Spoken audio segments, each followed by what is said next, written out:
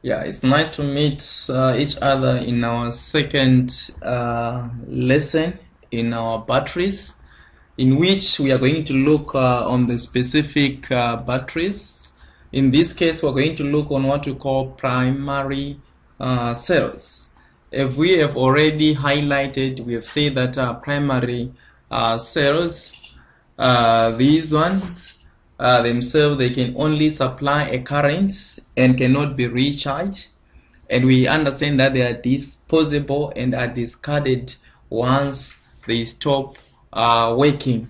As a result, we understand that we have the electrolyte in the cells is usually a liquid, and this allows the movement of ions and conduction of an electrical current. In many applications, a liquid electrolyte is very inconvenient and at times it can spill, right? So we have seen that these particular electrolytes have now been replaced by what we call the dry cells, right? And we have an example of what we call a zinc carbon cell, which is actually being used. So let us now look on what we call the dry cell as one of the examples of our primary cells, which we actually so this one is the diagram which represents a dry carbon zinc cell.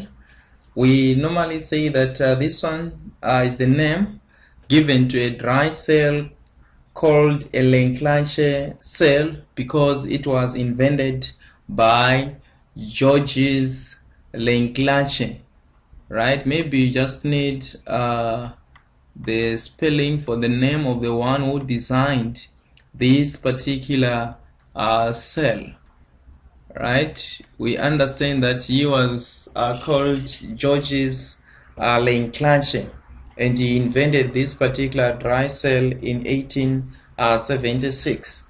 But initially, it was invented as a wet form which contains some solutions. But now today it is being used in the dry form, as you can see now. That's why it is being called the dry cell, right? As you can see from the diagram, it consists of a zinc casing, this zinc casing which actually lines the outside part of our dry cell, and this one serves as the anode. So as you can see, we are going to say that this one itself, it serves as the anode, so that when we are going to say we have an anodic reaction, we know that that particular anodic reaction will be taking place at our zinc casing. As you can see, it is negatively charged. Remember, this one is a galvanic cell. In a galvanic cell, our electrode, our anode itself is negatively charged. So our negative terminal of our battery is our zinc casing, and it contains a paste of which is a mixture of ammonium chloride and zinc chloride, right? Apart from our anode, we have our cathode there, which is our positive terminal, and it is made up of the carbon rod. And remember, this particular carbon rod is supposed to be made of graphite, which is one of the two allotropes of carbon which we know. We know that we have two allotropes of carbon, graphite and diamond, but diamond doesn't conduct electricity. So when we're having our carbon rod there, we understand that it is being made of graphite because graphite can conduct electricity, right? And this particular anode, this particular carbon rod cathode, it is surrounded by manganese dioxide paste, right? So we want to see what is really happening at the anode.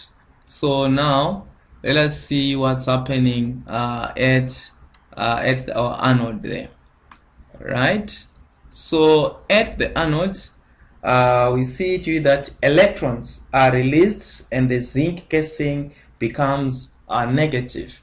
Remember, there is an oxidation reaction which is taking place at the anode, right? So we have our zinc 2 plus aqueous ions plus 2 electrons, and we know that this one is an oxidation reaction, and it actually occurs at the anode, right? And we know that the electrode potential for this particular cell itself is equal to minus 0.76 volts, right? And we want to see what's really happening at the cathode. So we know that at the cathode we have electrons are absorbed and the carbon rod becomes positive. So what we see is that these particular electrons which have been produced at the anode, right here at our zinc casing, which is our anode there, they are being now gained right there at the cathode. And what are we going to see at the cathode? We see to it that our manganese 4 oxide which we have there is going to react with water, and at the end of the day we are going to form this particular reaction. So we have our manganese dioxide plus our water plus 2 electrons, and then we have manganese trioxide which is going to be formed plus 2OH minus aqueous ions. So this one itself is a reaction which is actually taking place at the cathode, right? So the overall cell reaction which we are going to have, if we're going to combine these two half reactions together, we see to that we are forming 2 electrons at the cathode, at the anode, and these 2 electrons are being gained at the cathode. So these electrons are going to cancel, and then we are going to have our overall reaction which is going to be actually formed. So we have our zinc solid plus our 2M NO2 plus our H2O, which is our water, and then we have our zinc 2 plus our MnO3 plus our 2OH minus.